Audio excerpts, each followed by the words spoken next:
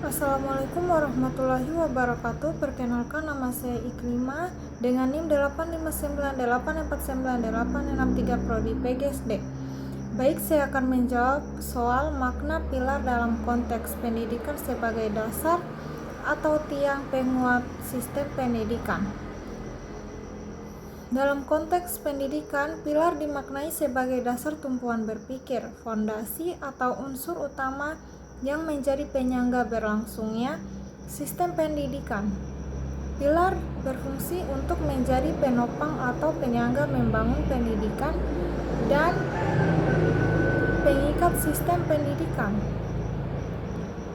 Pilar pendidikan juga mencerminkan komponen-komponen penting yang mendukung perkembangan peserta didik secara menyeluruh, baik dalam aspek kognitif, afektif, maupun psikomotor. Dengan adanya pilar yang kuat, sistem pendidikan akan lebih mampu menciptakan proses pembelajaran yang berkualitas dan berkelanjutan.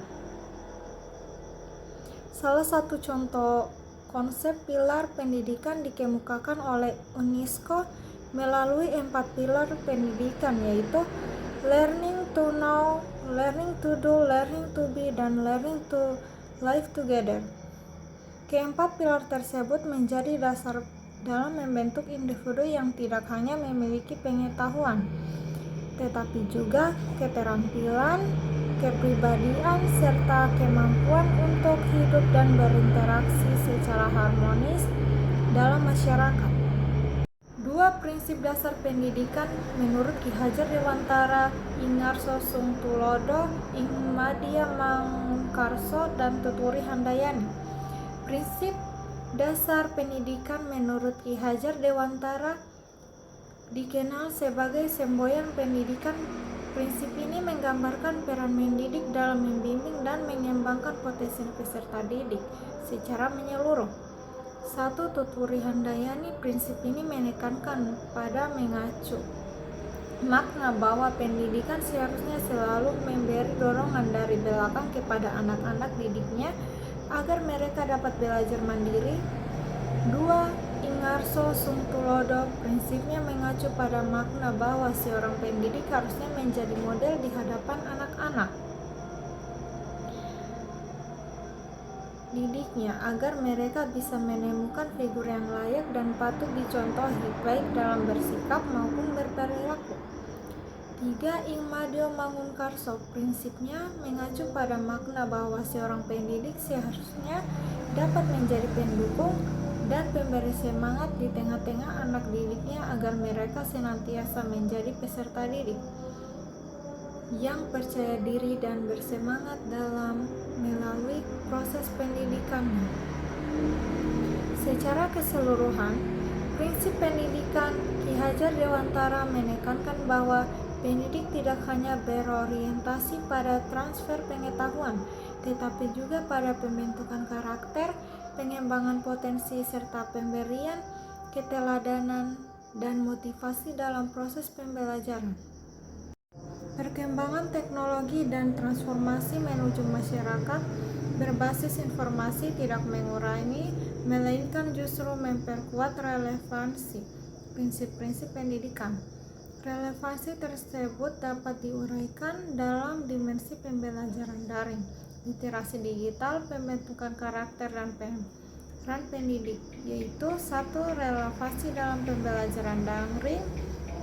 Prinsip pendidikan yang menekankan keaktifan, ketertiban, dan penyesuaian terhadap kebutuhan individu menjadi sangat relevan dalam pembelajaran daring. Relevansi dalam pengembangan literasi digital.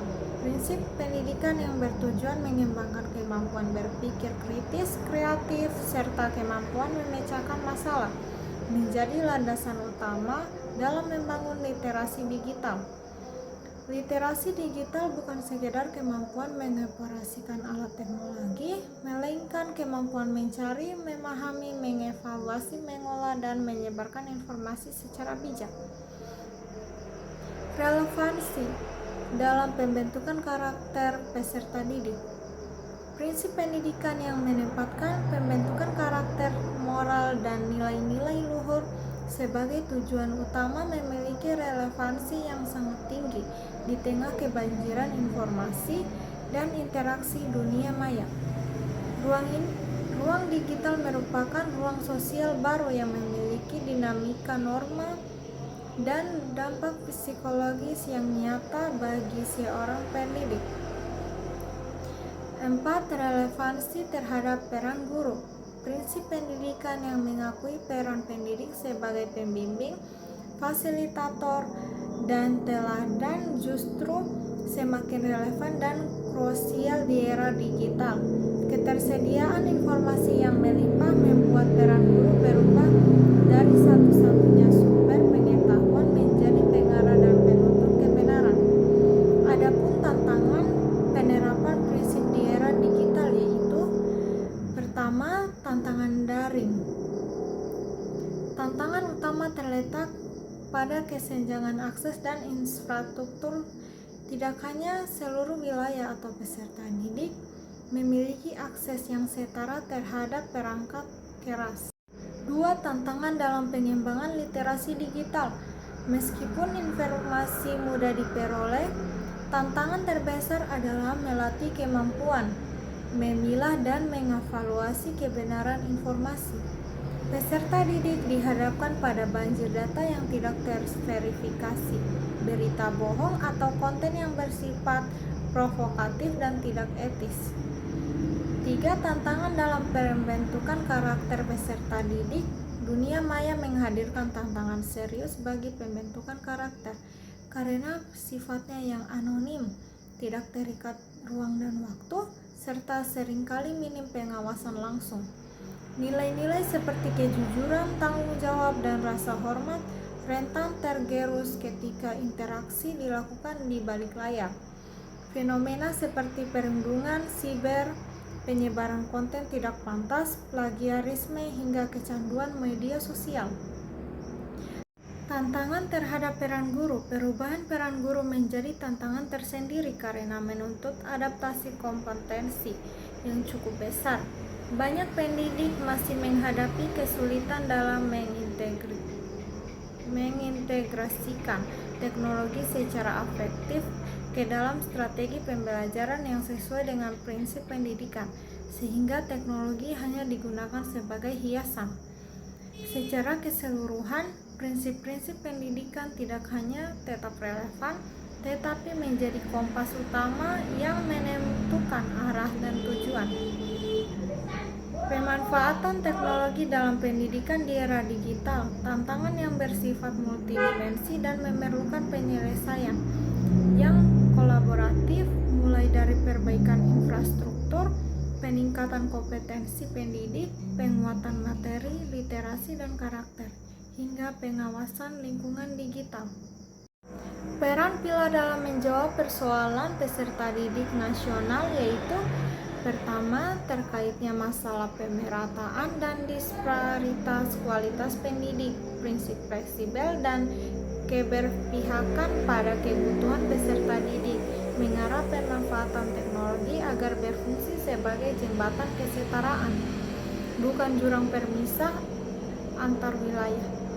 Kedua, dalam menanggapi rendahnya daya nalar dan daya saing manusia, pilar pengembangan potensi intelektual menuntut transformasi pembelajaran dari yang berorientasi hafalan menuju pembelajaran bermakna, berbasis pemecahan masalah dan penguasaan kecakapan abad ke-21. Ketiga, menghadapi gradasi karakter dan dampak negatif ruang siber. Penanaman nilai dan moral sebagai pilar utama menjadi pondasi pertahanan sekaligus penyaring nilai. Secara keseluruhan, penerapan pilar-pilar tersebut bukan sekedar pemenuhan doktrin pendidikan, melainkan strategi dasar untuk menyelesaikan akar persoalan sistem pendidikan nasional.